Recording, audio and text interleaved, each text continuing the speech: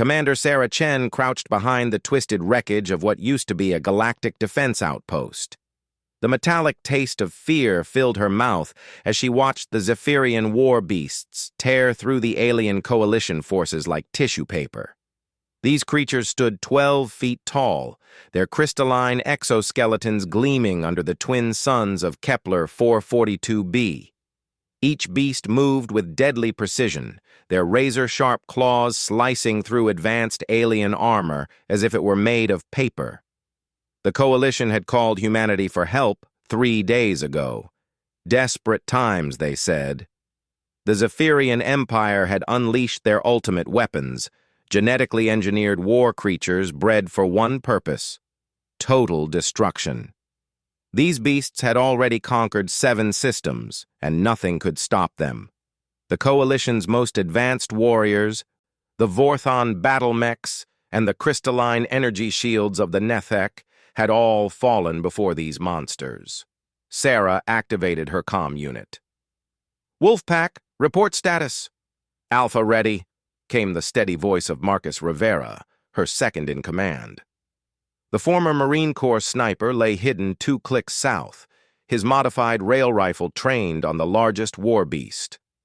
"Beta in position," whispered Elena Kozlov, the team's explosives expert. Her Russian accent barely came through the encrypted channel. She had spent the morning rigging the canyon walls with enough explosives to bring down a mountain. "Gamma standing by," reported James Okafor, their tech specialist. The Nigerian engineer had hacked into the local sensor grid, giving them eyes everywhere on the battlefield.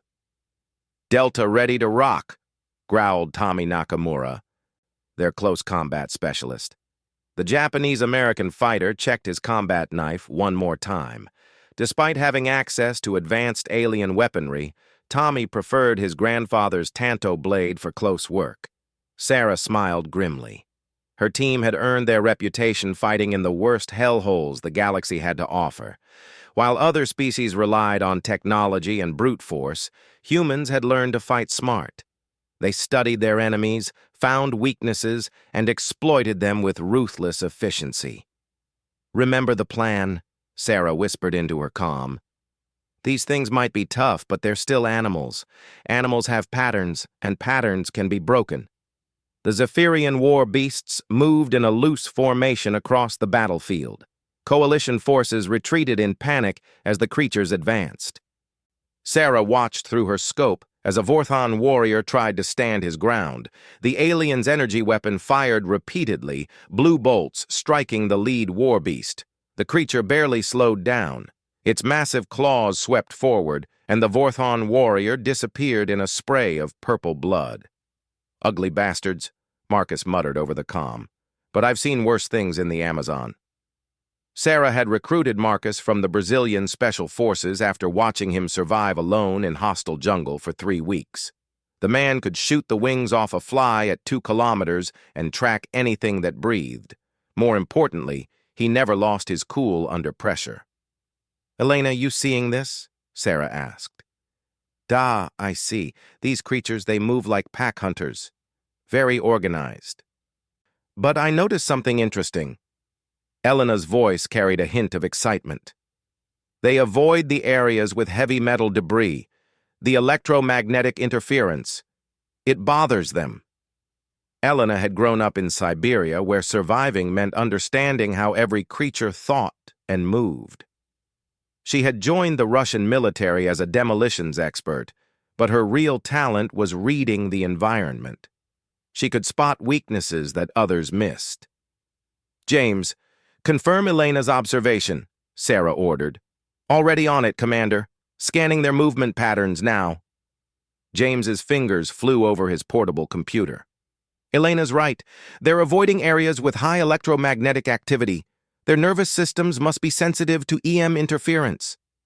James had been designing electronic warfare systems since he was 15. The African Union had recruited him straight from university, where he had built a reputation for solving impossible technical problems. If there was a weakness in alien technology, James would find it. "Tommy, you still think you can take one of these things in close combat?" Sarah asked. With respect, Commander, I know I can. Tommy's voice carried absolute confidence. Size doesn't matter if you know where to hit. My grandfather taught me that before he died. These creatures have joints, pressure points, weak spots. Everything does. Tommy had earned his reputation fighting pirates in the asteroid belts around Jupiter. The man could kill with his bare hands, but he preferred to use precision over force. His family had been teaching martial arts for 8 generations. He understood violence in ways that most people never would. The war beasts had stopped advancing. They stood in the center of the valley, their massive heads turning as they scanned for threats. Sarah counted 12 of them. Intelligence reports said that a single war beast could destroy an entire company of coalition soldiers. Her team of 4 humans was supposed to stop 12 of them. All right, Wolfpack. Time to show these aliens how humans hunt. Sarah checked her equipment one final time. Her assault rifle was loaded with armor-piercing rounds, and her combat knife was sharp enough to cut through titanium. Initiate Operation Lone Wolf. Marcus fired first. His rail rifle sent a tungsten slug screaming across the valley at 3 times the speed of sound. The projectile struck the largest war beast in the center of its crystalline head. The creature staggered but didn't fall. Its exoskeleton was cracked, but still intact. Tougher than expected, Marcus reported, but not invincible. The war beasts immediately scattered, their pack instincts kicking in as they searched for the sniper. They moved with frightening speed for creatures their size, bounding across the rocky terrain on powerful legs. Sarah watched them through her scope, noting their movement patterns. "Elena, light them up," Sarah ordered. The canyon walls erupted in a series of controlled explosions. Elena had spent hours placing charges in exactly the right locations to create maximum electromagnetic interference. The detonations filled the air with metallic particles and electrical discharge. The war beasts stumbled, their coordination breaking down as the EM interference scrambled their nervous systems. "It's working!" James shouted over the comm. "Their bioelectric signals are going crazy. They can't communicate with each other." 2 of the war beasts broke away from the group, charging toward Marcus's position. The creatures moved on instinct now, their pack coordination destroyed by the electromagnetic chaos. Sarah smiled. Divided, they were vulnerable. "Tommy, you're up," she called. Tommy Nakamura dropped from his hiding place in the canyon wall, landing directly on the back of the nearest war beast. The creature was twice his size and covered in razor-sharp crystalline spikes, but Tommy moved like water. He avoided the spikes, found the gaps in the creature's armor, and drove his tanto blade deep into the nerve cluster at the base of its skull. The war beast screamed, a sound like breaking glass amplified 1,000 times. It thrashed wildly, trying to throw Tommy off its back, but Tommy held on, working his blade deeper into the creature's nervous system. Within seconds, the massive beast collapsed, its 12-foot frame crashing into the rocky ground.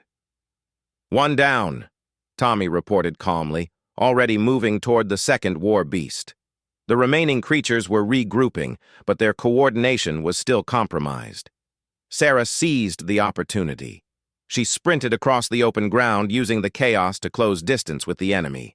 Her assault rifle barked repeatedly, sending armor-piercing rounds into the joints and soft spots that James had identified. Marcus continued to provide covering fire from his elevated position.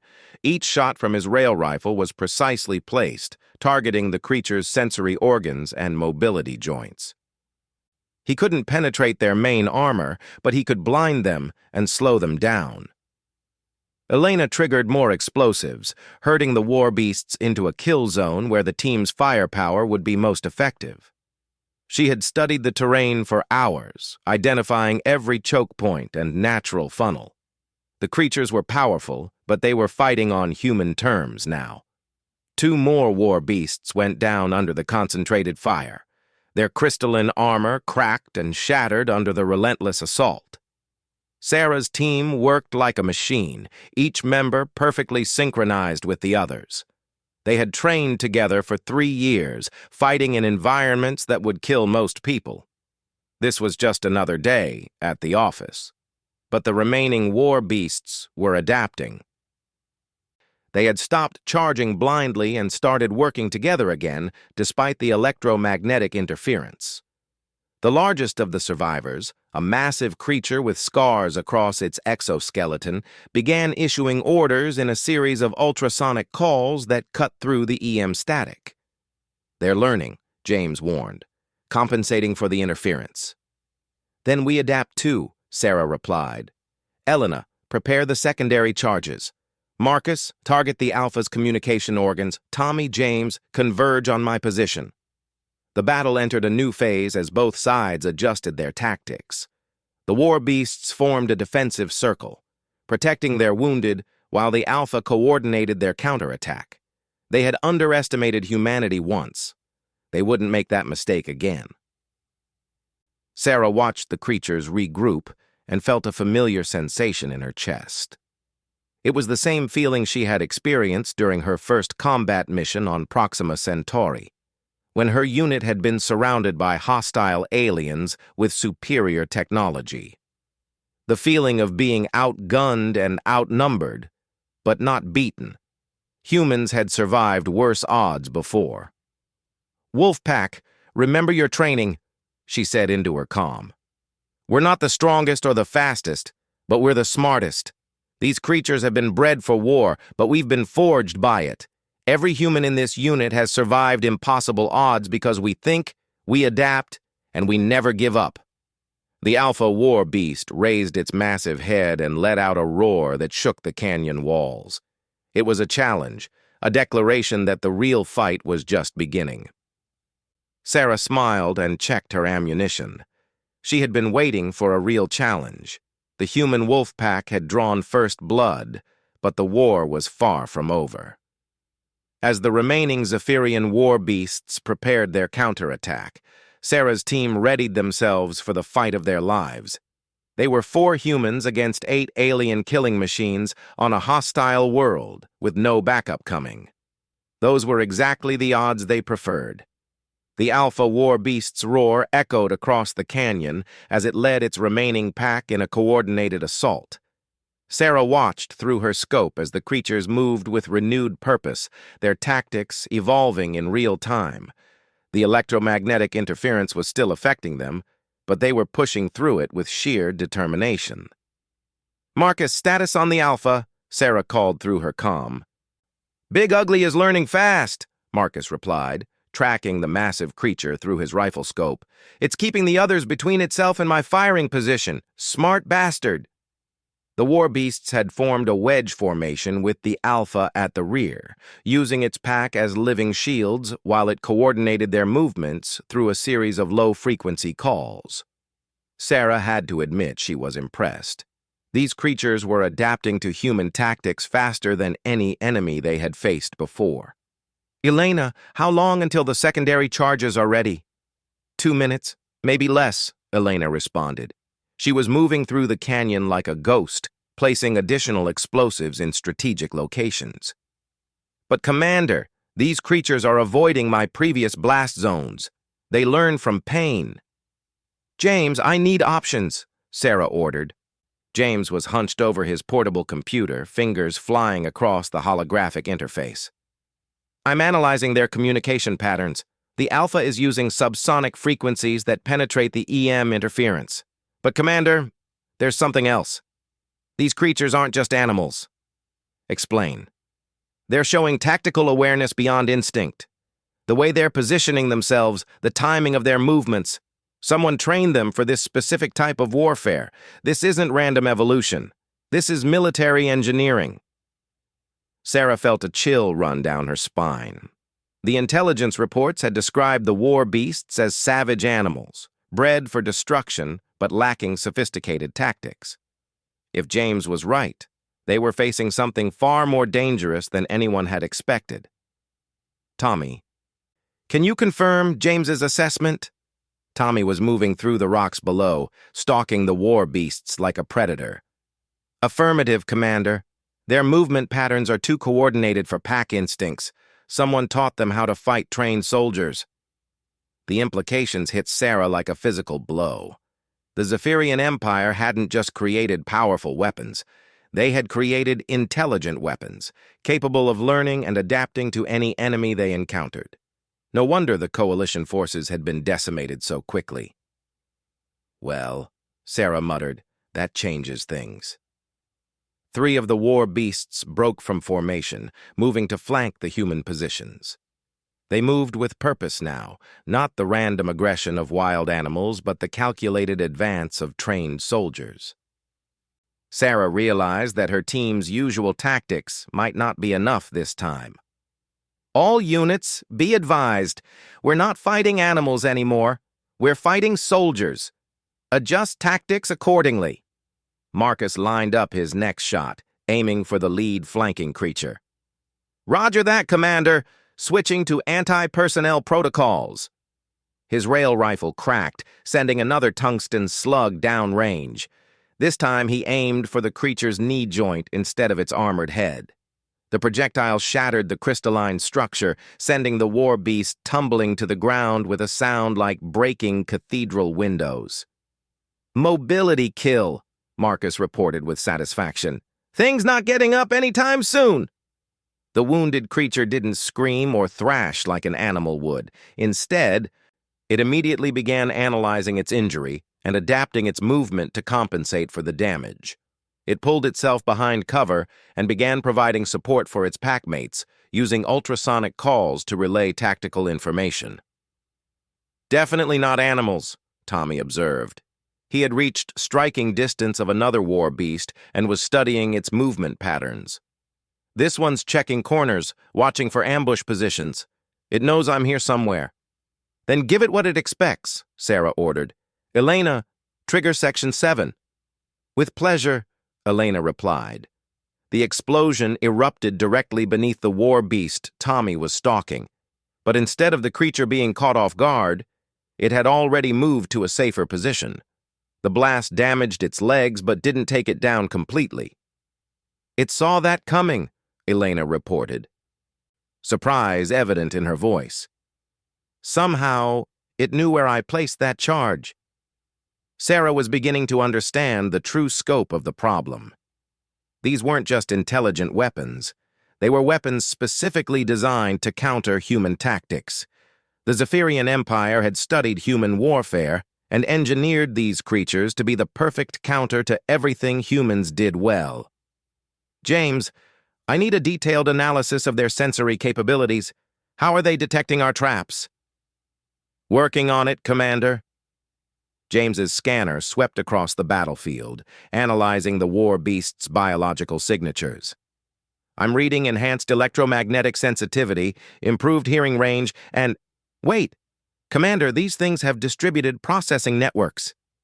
English, James. They're sharing sensory data between all units in real time.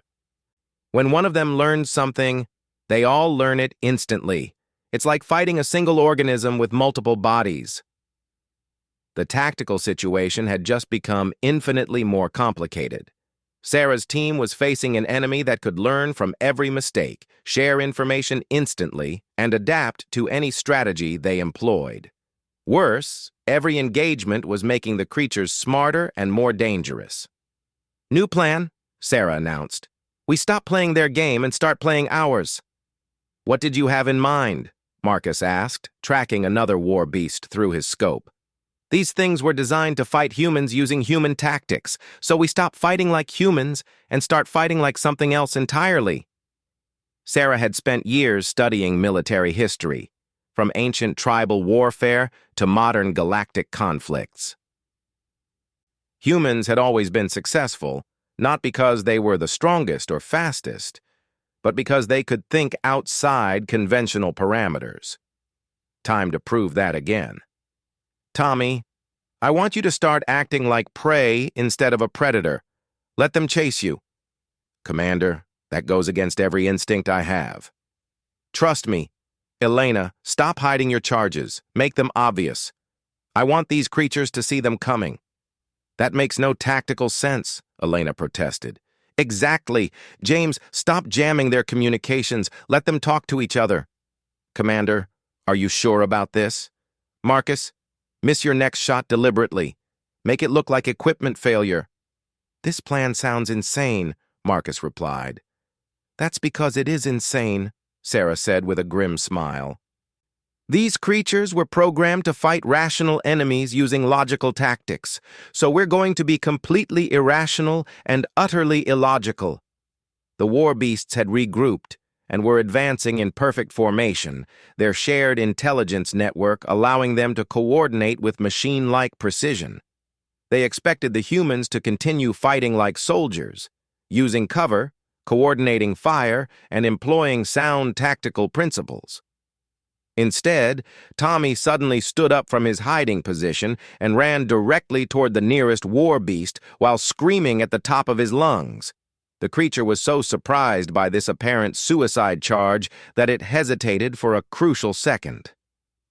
Tommy used that second to slide between the creature's legs and drive his tanto blade into its vulnerable underside. Before the war beast could react, he was already rolling away, still screaming incoherently. Marcus's next shot went wide by several meters, striking a rock formation and sending up a cloud of dust. To the war beast's enhanced senses, it looked like equipment malfunction or pilot error. They began adjusting their tactics to account for degraded human performance. Elena set off a series of charges in plain view of the enemy, making no attempt at concealment. The war beasts easily avoided the explosions, their shared network allowing them to predict exactly where each blast would occur. They began to grow confident, believing the humans were falling apart under pressure. It's working, James reported. They're recalibrating their threat assessment. They think we're panic firing and making desperate moves. The war beasts pressed their advance, moving faster now that they believed the humans were breaking down. Their formation became looser as they prepared to finish off what they saw as a beaten enemy. Now, Sarah ordered. The real attack began. While the war beasts had been focused on Tommy's apparent breakdown and Elena's obvious explosives, Sarah and Marcus had been quietly flanking the entire pack. The creature's distributed network had made them overconfident, sharing false information that painted the humans as defeated. Sarah emerged from cover directly behind the Alpha, her assault rifle set to full automatic. She poured armor-piercing rounds into the creature's back, targeting the nerve clusters that James had identified. The Alpha spun around, but Sarah was already moving, using the creature's own size against it. Marcus had repositioned to a new sniper nest while the war beasts were distracted. His next shot was perfectly aimed, taking out another creature's primary sensory organ. The beast stumbled blind into one of Elena's secondary charges, which detonated with devastating effect. Tommy's apparent panic had been carefully calculated. He had been herding the war beasts into a kill zone while making it look like random flight behavior. Now he revealed his true position, appearing behind the enemy formation with his combat knife ready. Elena's obvious explosives had been decoys. Her real charges were hidden in locations the war beasts would never think to scan, places that only made sense if you understood human psychology rather than human tactics. The creature's logical minds couldn't predict truly irrational behavior. James, hit them with everything, Sarah called. James activated a feedback pulse through the war beast's own communication network. The creatures had been so confident in their shared intelligence that they hadn't protected themselves against information warfare. The pulse sent contradictory signals through their distributed processing system, creating chaos in their ranks. 3 more war beasts went down in the coordinated assault. Their shared network, which had been their greatest strength, became a vulnerability when it was fed false information. The survivors tried to regroup, but their tactical programming couldn't adapt fast enough to the humans' deliberately chaotic approach. The Alpha War Beast, wounded but still dangerous, let out another roar. But this time it wasn't a challenge. It was a call for retreat. The creature had finally encountered something it couldn't analyze or predict. Pure human unpredictability. "They're falling back," Marcus reported. "Should I pursue?" "Negative. Let them go." Sarah watched the surviving war beasts withdraw from the canyon. "We've made our point." As the dust settled, Sarah's team regrouped in the center of the battlefield. Around them lay the remains of 7 war beasts, creatures that had been terrorizing the galaxy for months. 4 humans had accomplished what entire alien armies couldn't. "Commander," James said, studying his scanner readings, "the surviving war beasts are transmitting data back to their ship. They're sharing everything they learned about us." Sarah nodded grimly. The next encounter would be even more challenging. The Zephyrian Empire would analyze the battle data and engineer countermeasures for human unpredictability. But that was a problem for tomorrow. "Good," she replied. "Let them learn, because we'll be learning too." The first battle was over, but the real war was just beginning. 3 weeks had passed since the canyon battle, and the Zephyrian response was swift and terrifying. Intelligence reports flooded in from across the galaxy. The war beasts had evolved. The creatures that emerged from Zephyrian breeding facilities were larger, smarter, and specifically designed to counter human tactics. They called them Mark II war beasts, and they were winning every engagement. Commander Sarah Chen stood on the bridge of the Coalition cruiser Harmony's Edge, watching tactical displays that painted a grim picture. The Mark II beasts had learned from the Canyon battle data. They no longer relied solely on their distributed network, instead operating in smaller independent units. They had developed countermeasures for electromagnetic interference and seemed immune to the psychological warfare that had worked so effectively before. "Commander, we have a problem," Admiral Kethvar announced. The Vorthan military leader's forearms gestured frantically at the holographic displays. "The Zephyrians have deployed their new creatures on 12 worlds simultaneously. Our forces are being systematically destroyed." Sarah studied the tactical readouts with professional detachment. The Mark II war beasts were learning from every engagement, adapting their strategies in real time. Each victory made them smarter and more dangerous.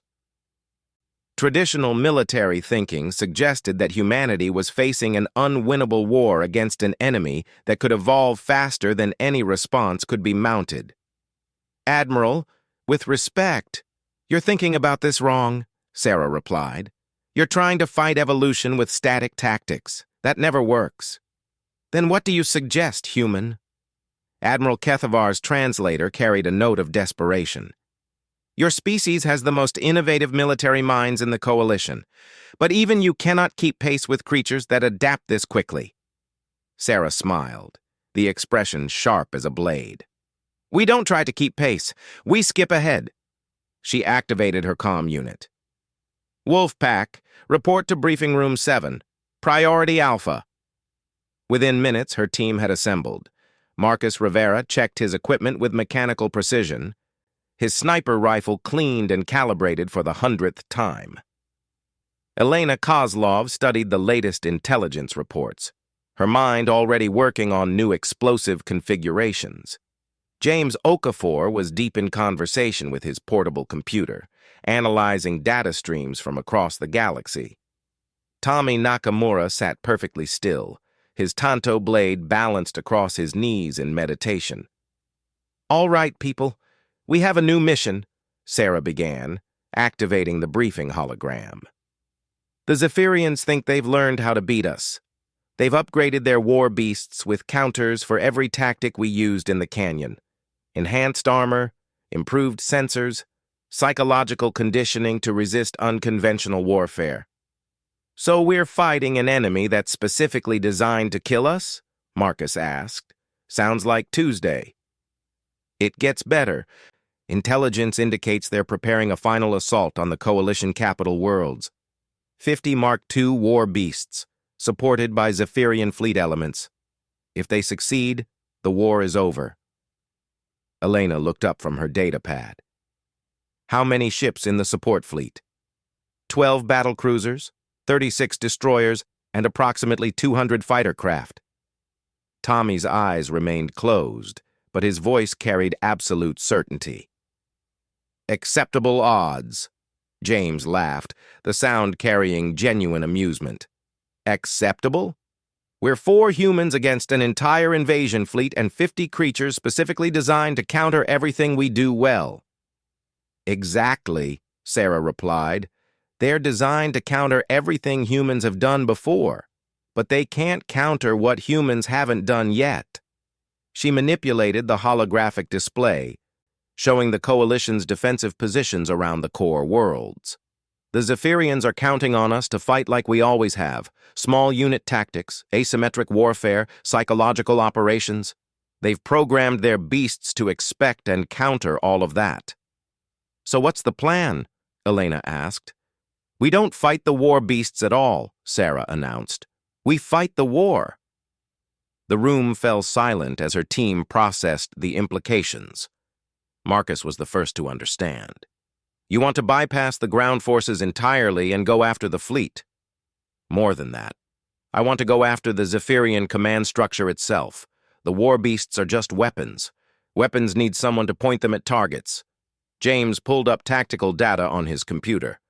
The Zephyrian command ship is heavily defended. Even if we could get through the fleet, the ship itself has armor that could withstand a direct hit from a fusion bomb. Good thing we're not planning to hit it from the outside, Sarah replied. Tommy's eyes opened, focusing on his commander with laser intensity. Infiltration mission, behind enemy lines, minimal equipment, no backup. Suicide mission, Elena corrected.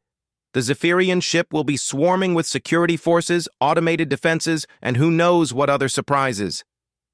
Not suicide, Sarah said. Evolution. She activated a new section of the briefing display. For 3 weeks, we've been fighting the war beast's evolution with our own adaptation. But evolution is slow. Revolution is fast.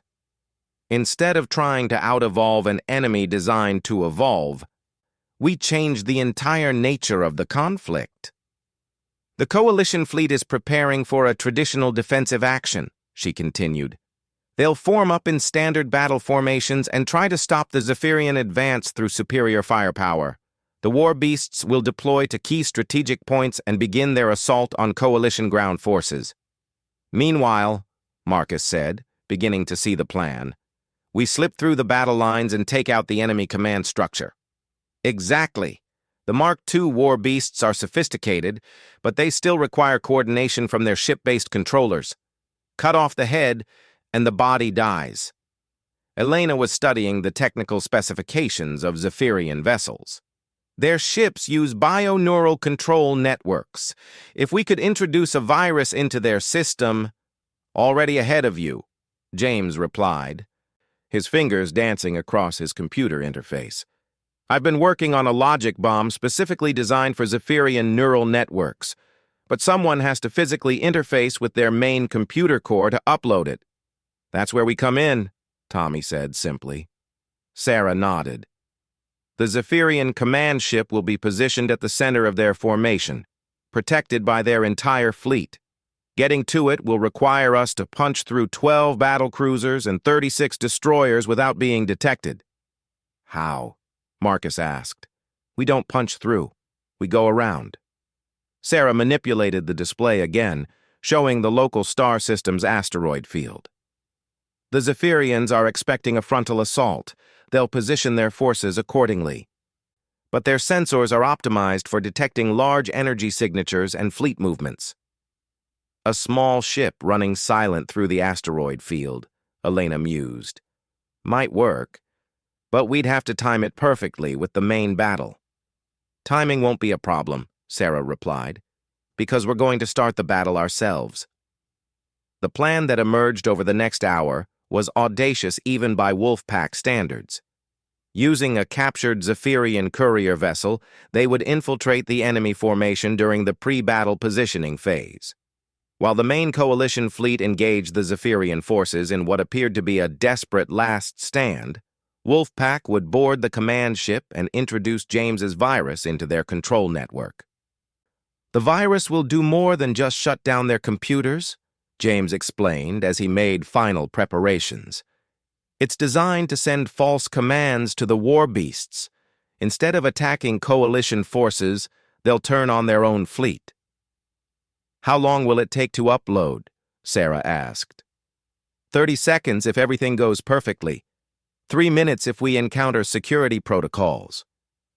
Plan for 5 minutes, Elena advised. Things never go perfectly. Tommy was sharpening his blade with slow, meditative strokes. 5 minutes to hold a position inside an enemy command ship while their entire crew tries to kill us. I've had worse afternoons. Marcus cleaned his rifle one final time. What about extraction? Even if we succeed, we'll be stuck in the middle of a hostile fleet with nowhere to run. Sarah's smile was cold as winter steel. Who said anything about extraction? This is a one-way mission, gentlemen. We go in, complete the objective, and make sure the galaxy remembers what happens when you threaten humanity. The courier ship's subtle knife slipped through space like a ghost, its Zephyrian IFF codes marking it as a routine supply vessel. Sarah's team crouched in the cargo hold, their equipment stripped down to absolute essentials. No heavy weapons, no explosive charges, just small arms and James's computer virus. Enemy formation in sight, Marcus reported from the pilot's position. The Zephyrian fleet hung in space like a constellation of death, their bioships pulsing with organic energy. At the center, the command ship Devouring Maw stretched for over 2 kilometers, its hull covered in sensory organs and weapon ports. Coalition fleet is moving into position, Elena observed, monitoring communication channels. Admiral Kethvar is following our timing exactly. Zephyrian Command is requesting identification, Tommy called from the communications station. James, you're up, Sarah ordered. James's fingers flew over the alien interface, uploading forged credentials and false cargo manifests. We're carrying medical supplies for the war beast handlers. Priority delivery to the command ship. They're buying it, Tommy reported, transmitting docking authorization now. The subtle knife glided toward the Devouring Maw as the main battle erupted behind them. Coalition cruisers opened fire with everything they had, their energy weapons painting space in brilliant colors. The Zephyrian fleet responded with overwhelming force. Bioplasma cannons and living missiles streaking toward the coalition formation. War beasts are deploying, Marcus observed.